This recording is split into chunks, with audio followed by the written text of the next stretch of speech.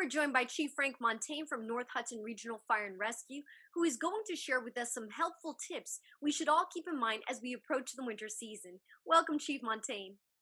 Good afternoon, Mabel. Thanks for having me. This year seems to be zooming by with major holidays upon us and the cold season almost here.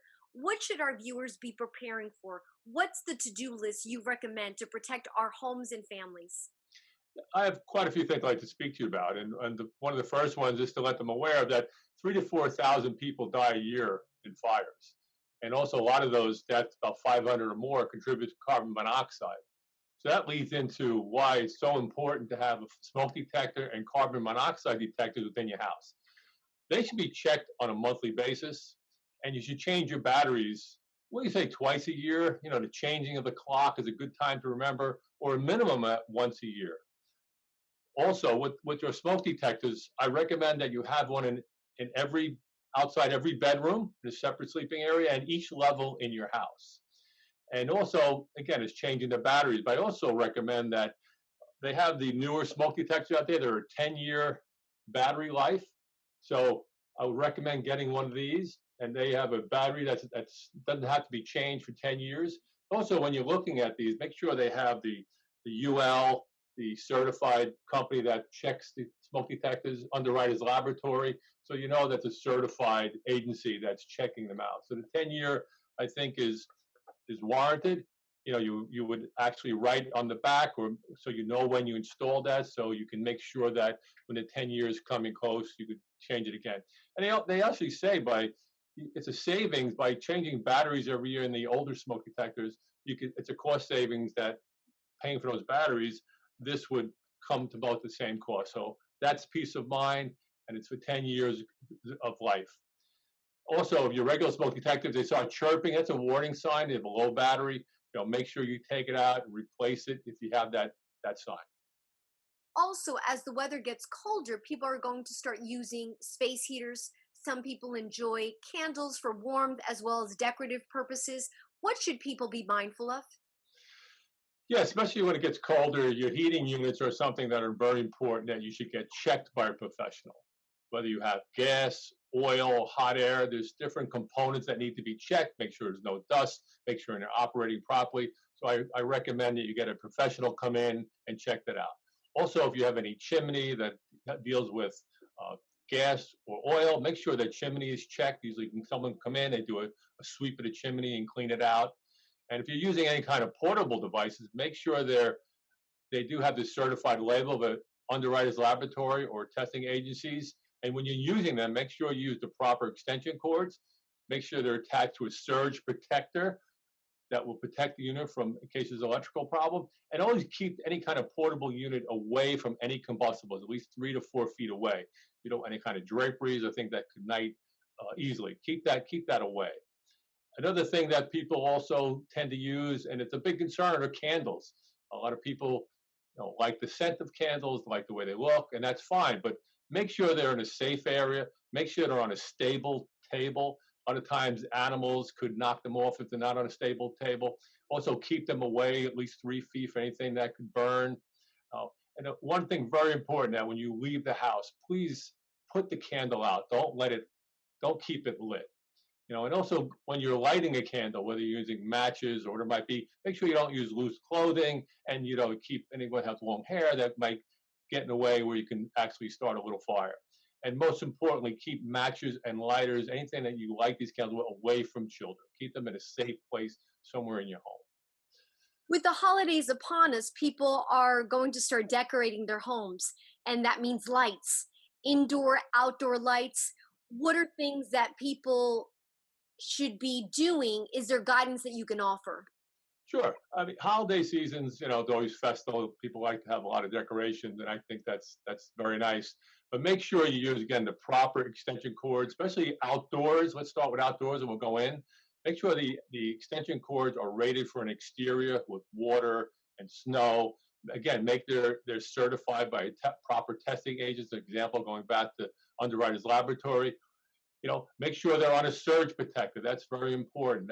That's your protection for in case you have a short or something in the lights. And anytime you're using lighting or any type of decoration, make sure you check all the lights. Go through every light, plug it in ahead of time, check the whole unit, make sure there's no frays, no burnt out lights, or any of the wires might be damaged. Make sure that's checked. And then when you go in the house, basically the same thing. Check all your lights, make sure they're operating fine, there's no shorts, have them protected through a surge protector. Also with Christmas trees, whether it's artificial or real trees, if the real tree, make sure usually the places where you buy the tree usually cuts a fresh cut, make sure that's done properly. And the same thing is keep anything, all the lights, there's a lot of different kind of lights now, the LED lights, and they're cool to the touch versus the older bulbs, which can actually get very hot. So there's some recommendations I feel would be helpful in preventing and having a safe holiday season. Are there particular situations that tend to come up during the holidays? Like I'm thinking, uh, people are doing a lot of baking, whether it's desserts or turkeys, hams. Are there things that come up that people should be thinking about and take certain precautions? That's a great question, Mabel. And I do. I have some recommendations. For example, if they're going to do a lot of baking, whether it's Thanksgiving, it's a long, several hours of cooking, make sure, again, like your heating appliance for your heat, make sure your cooking appliance is cleaned out. Make sure there's no grease, whether you can clean it, some commercial cleaners you can use, or if you have a self-cleaning oven, make sure that's done first. Check the whole unit, making sure it's clear. You want to prevent any potential fires. Also, when you're cooking, I have to run out and get something to the store. You don't leave your oven cooking when no one's home. Just like a candle, you don't want to leave that home. That's what we want to prevent potential problems of fires. Also, when cooking, making sure the children stay away from the cooking area. Also, if you're boiling water, make sure the pot handles are turned in. The children have to be coming by. They can go up and maybe potentially grab it by accident. So turn those handles in. Make sure the oven's clean. Make sure the top of the stove, everything's clean and ready to go. Also, people like to deep fry turkeys. That's and something that people like to do. So if you're going to do that, you know, make sure the turkey's thawed out completely and make sure it's dry. And if you do the deep frying, make sure it's outside, at least 15 to 20 feet from the house. Not only the house, but keep away from trees or bushes that could ignite and transmit to the house. Keep that away. Make sure it's on a stable surface. Absolutely keep children and animals away from that, a good 15, 20 feet away. That is a very hot liquid that could scald and severely injure someone. So that is some of the things I would think are very successful. Also, if you make sure your smoke detectors are working and properly placed, and also have a fire extinguisher. The recommended extinguisher, you can go to any kind of major hardware store, and it's a 2A 10BC. That's the standard for residential.